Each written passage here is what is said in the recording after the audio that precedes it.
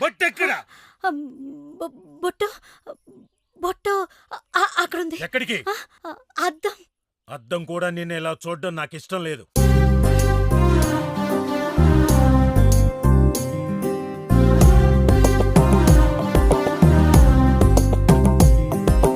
పల్లె తెల్లారిపోయేనే, నీ నవ్వుతోటి ప్రాణం పొంగిపోయేనే. పల్లె తెల్లారిపోయేనే, నీ నవ్వుతోటి ప్రాణం పొంగిపోయేనే.